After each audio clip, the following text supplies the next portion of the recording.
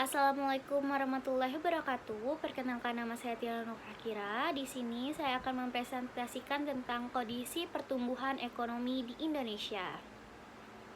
Berdasarkan artikel CNBC Indonesia yang berjudul 7 bulan sudah berlalu, begini rapor kondisi ekonomi RI. Dalam artikel tersebut terdapat beberapa indikator yang bisa menjadi gambaran bagaimana kondisi ekonomi Indonesia selama tahun 2026. Menurut saya, indikator-indikator ini menarik untuk dibahas karena menunjukkan bahwa kondisi ekonomi Indonesia tidak hanya dilihat dari pertumbuhan PDB, tetapi juga dari inflasi, nilai tukar, pasar saham, keyakinan konsumen, dan indikator lainnya. Indikator pertama adalah pertumbuhan PDB. Dari grafik terlihat ekonomi Indonesia masih tumbuh cukup stabil di kisaran 5%. Pada kuartal kedua, pertumbuhan mencapai 5,61%. Menurut saya, ini menunjukkan kondisi ekonomi Indonesia masih cukup kuat meskipun tetap ada berbagai tantangan. Indikator kedua adalah inflasi. Pada periode terakhir yang ditampilkan, inflasi berada di angka 3,34%, sedangkan inflasi inti sebesar 2,76%. Artinya, harga barang dan jasa masih mengalami kenaikan, tetapi pergerakannya masih perlu dijaga agar tidak terlalu membebani daya beli masyarakat. Indikator ketiga adalah nilai tukar rupiah terhadap dolar Amerika. Dari grafik terlihat rupiah sempat mengalami tekanan dan melemah cukup dalam, kemudian mulai bergerak pulih. Kondisi nilai tukar ini penting karena dapat memengaruhi harga barang impor, biaya produksi, dan kondisi perdagangan Indonesia. Indikator keempat adalah pergerakan IHSG atau Indeks Harga Saham Gabungan. Pergerakan IHSG menggambarkan kondisi pasar saham Indonesia.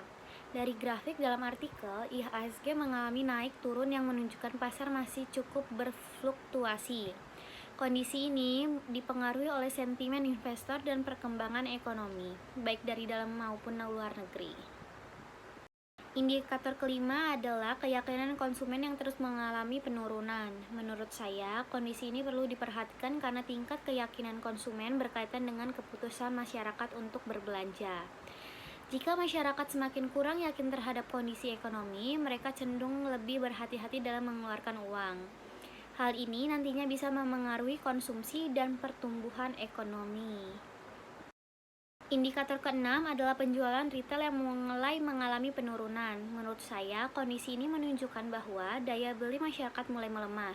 Jika masyarakat mengurangi belanja, penjualan usaha juga ikut turun dan hal ini bisa berdampak pada pertumbuhan ekonomi. Indikator ketujuh adalah meningkatnya jumlah pekerja yang terkena PHK. Menurut saya, kondisi ini menunjukkan bahwa dunia kerja masih menghadapi tekanan. Walaupun jumlah PHK pada 2026 lebih rendah dibandingkan tahun sebelumnya, banyaknya pekerja yang kehilangan pekerjaan tetap dapat memengaruhi pendapatan dan daya beli masyarakat. Indikator yang terakhir adalah harga BBM non-subsidi yang masih tinggi dibandingkan akhir 2025. Menurut saya, kondisi ini dapat meningkatkan pengeluaran masyarakat dan biaya operasional usaha, terutama untuk transportasi dan distribusi. Jika biaya tersebut terus tinggi, harga barang juga berpotensi ikut meningkat. Kesimpulan, menurut saya, ekonomi Indonesia pada 2026 masih berada dalam kondisi yang cukup kuat dan mempunyai peluang untuk terus tumbuh. Pertumbuhan 5,6% pada triwulan pertama menjadi salah satu tanda yang positif.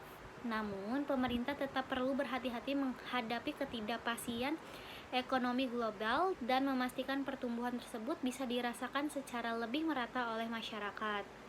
Jadi, saya melihat kondisi ekonomi saat ini bukan berarti tanpa masalah, tetapi masih memiliki dasar yang cukup kuat untuk berkembang apabila didukung oleh kebijakan yang tepat dan konsisten. Terima kasih atas perhatiannya. Bila kurang mohon maaf. Wassalamualaikum warahmatullahi wabarakatuh.